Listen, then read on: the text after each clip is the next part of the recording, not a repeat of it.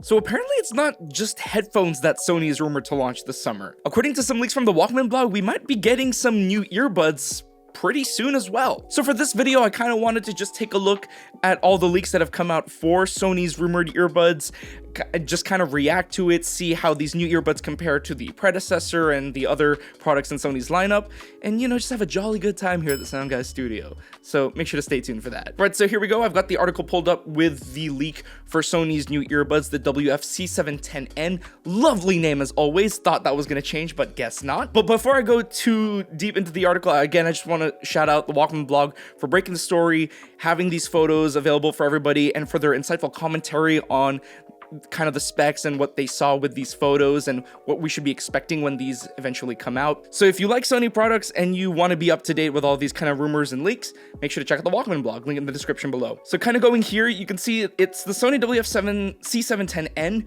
which indicates that it's probably going to be the successor to the original WF-C700N, which we actually reviewed a while back. As you can see here, we've got the full review on the SoundGuys website. And I mean, these earbuds scored a 6 out of 10. They were fine. Originally $120.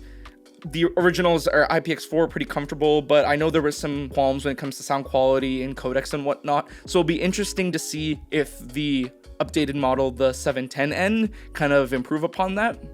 So just reading around here. So these photos apparently were provided from a trusted source, even though the design was already leaked by a Taiwanese certification, which tends to happen because all these companies, before they send out their products, they have to get it approved by all these boards or the certification boards in different countries to make sure it's safe for consumers. And every now and again, these certification files kind of slip through the cracks and are public for a bit so that we can see it. Guess the case applies here too. Looks like late May availability, which could actually line up closely to the rumored launch date of the Sony WH-1000XM6 headphones, which we already did a rumors roundup in this video for. 110 to 120 US dollars. Okay, that's reasonable. It shows that these are definitely kind of the budget XM5 options and kind of lining up with the same price as the predecessors here. Those originally were 120. Very possible we'll see 120 US dollars here. 2 ambient sound modes, normal and voice. It's also going to feature quick attention, which I believe reduces the volume of the content that you're playing so that you can better hear your surroundings momentarily. So I think you can like hold the earbud, your music will go down, and then once you release, the music will go back to the volume we're originally listening at. Noise cancellation is dual NC mics. So there's feedback and feed forward, which would greatly increase the ANC performance. Now, I really hope this becomes true because in our original review of the predecessor, the C700N, if we go down to the noise canceling section here, you can see that the noise canceling of the predecessor model wasn't all that great. And and our measurements really didn't capture much of a difference between just the passive isolation and the actual noise canceling technology. So hopefully Sony have spent the time to improve their algorithm, and using dual noise canceling mics should provide a better noise canceling experience at an affordable price. Because I mean, $120 for noise canceling headphones, that's great. And we've already seen better noise canceling headphones at that price that beat the performance of Sony's budget earbuds. So let's see what the 710 have in store when they finally get announced and we get them into our labs. All right, so looking down the specs here, 5mm driver. Okay, that's interesting. So same, I don't know if it's gonna be the exact same 5mm driver, but what's noteworthy about this is that the C700N also have 5mm drivers. And if we go into the sound quality section here, you can see that because of kind of the small driver size and also Sony's choice for the tuning, not a lot of response in the sub-bass region here, which kind of sucks if you are somebody who's a fan of like EDM hip hop, where you really want to feel those 808s, sub-bass synths and kicks and whatnot. So here's hoping that with the 710N that Sony is able to adjust the tuning to have a bit more of bass emphasis. If not, then kind of be a bummer for people who really like bass heavy music. So going down, IPX4, I believe that's the same as the predecessor DSEE. It's basically that digital audio upscaling that's supposed to improve the sound quality of your music when you're listening to compressed files. But let's be honest, if you're using wireless earbuds, are you really going to hear a big difference in your music? Maybe, maybe not. Who knows? I personally don't hear a big difference. So, I mean, it's nice that Sony has the option, but not the biggest deal in the world. Battery life, they're claiming up to 8.5 hours with ANC on, up to 12 with ANC off. Case up to 12 hours with ANC on, up to 30 hours with ANC off. That's interesting. That might be more than what we got with the predecessor. Let's go to the battery life section here. Yeah, so for reference, the older model lasted 7 hours and 13 minutes in our ANC, or in our battery tests, which is good. 7 hours was already good from the predecessor, so if they're able to keep that minimum or improve on the battery life for the new model, then that's great. That's awesome. Charging time, yeah, this is reasonable. 1.5 hours for the earbuds, 3.5 hours charging case. Bluetooth 5.3, this is a step up from Bluetooth 5.2, which is what is in here. The old model has 0.2. No LDAC, which sucks because Sony is known for pushing LDACs in their products, but I guess since this is the budget option, we're not going to be seeing LDAC support, just SBC and AAC. Same with the predecessor model, the 700N, but even though it has Bluetooth 5.3, it doesn't seem like LE audio's coming. Again, anything can change between now and the launch date, but considering that this is the budget model, features like Auracast and LE audio are really up in the air and probably not likely. But again, we'll just have to wait for the official announcement. Auto pause and wear detection. Okay, so that means one of these photos got to show it. There's got to be ear detection sensors. I think this article from Walkman blog shows it. There we go. Yeah, we've got like ear detection sensors similar to what you get on the Sony XM5, XM4 earbuds. So that's cool. Touch sensor, that's interesting, and I honestly much prefer that. So if you didn't know, the original C710N, they use buttons for playback controls. While some people might like that, I often find that the physical buttons kind of get annoying because you have to kind of push the earbud more deeper into your ear canal, which can be uncomfortable for me and for other people.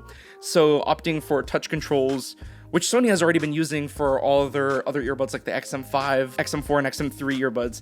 That's great. Touch sensors, big win. Yeah, and you can even see it here in the renders. There's no actual button. It's just a nice like scalped surface there. So that's awesome. I feel like that's a great improvement. Okay, battery call function. Yeah, this is all kind of just standard stuff for the microphone.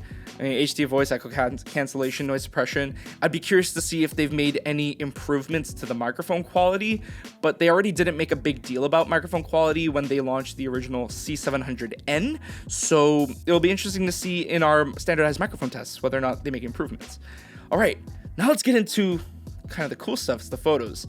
I like it. You can see here very minimal and having kind of this concave button place for your finger to rest to access the touch sensors. It's also a great way to visually indicate the difference between the C710N and the Sony XM5 earbuds, because the XM5 earbuds, it's convex. I believe that's, yeah, it's convex, so it's kind of like it's more bulbous on the outside, so that's a great way to visually indicate. You can also see it has the mesh in front of the microphone here, kind of similar to the microphone mesh that you find on the Sony XM5 earbuds, although because these are not as premium, you don't get the silver or gold accent for the mesh. It's just the same plastic material as the earbuds design here. Looking like silicone ear tips here. I like that. So we've got it in like this dark gray color, white, standard, pink, and then, ooh, okay. I'm actually, So I love blue. Blue is my favorite color, if you couldn't tell, because of the color of the studio. But this is nice, and what's intriguing about this is, first of all, this looks very similar to the approach that Apple makes with the Beats Studio Buds Plus. As you can see here, they also went for this transparent design, which is nice, but this also does remind me of another company that went all in for that semi-transparent to transparent design, aka the Nothing Ear. You can see here, all transparent as well.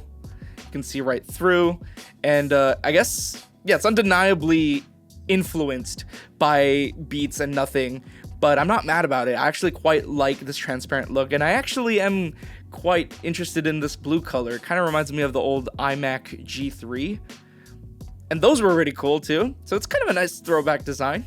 Then here we've got the case. So the case is looking a lot more oblong compared to the Sony XM5, which is a little bit less wide, more compact. In the case of this one, the 710N also looks like it is a little bit shorter in height. So that's nice, and it just makes these earbuds really compact. The different colors here, you got the pink, you got the, ooh. Yeah, I'm actually really intrigued about this blue color here. Although I just wonder if with the transparent design and this kind of plastic, I mean, it's also just going to be a fingerprint magnet, and also really prone to scratches because of just how clear the plastic is. So I guess it's a double-edged sword, right? Like, it looks beautiful, but functionally, yeah, fingerprints you're gonna have to contend with. And also because it has that shinier finish, could be more slippery, and it could fall out of your hand or pocket more easily, which kind of a bummer. So, you know, on second thought, maybe this blue color isn't all as cracked up to be, but who knows? Maybe we'll buy this in our labs to get it tested, and we'll give you our first-hand opinion whenever these come out. And then we've also got a size comparison here. Yeah, it looks quite similar to some of the previous models, the 700 and the 510. Definitely does look a little bigger here. Maybe it's because of that dual NC mic system, which the Walkman blog so kindly pointed out. But yeah, it still looks pretty good. I mean, they're still sticking to that bulb design. They didn't just go all in for the stem design, unlike other companies that start with S. But yeah, considering that these earbuds are probably going for $110 to $120, it really, and just kind of based on these leaks alone, it looks like Sony is really trying to do their homework and take notes for how they could improve upon the predecessor. I mean, little things, right? Like going from a physical button to touch sensors for easier and more comfortable control. I think that's a great step in the right direction. It still remains to be seen just how the sound quality and noise canceling performance has improved. Is there going to be a difference in sound quality even though they're using the same size drivers? Has Sony learned from their mistakes and kind of adjusted the tuning? And then of course the dual NC microphone, are they able to implement that in a way that makes a meaningful difference for the successor model or for this one? Who knows? We're just gonna have to wait and see until this product eventually comes out, hopefully in May. But like I said earlier in the video, these earbuds aren't the only things rumored to come out this summer. If you want, go check out this video, which shows you essentially a rumor roundup of the rumored Sony WH-1000 XM6 flagship headphones.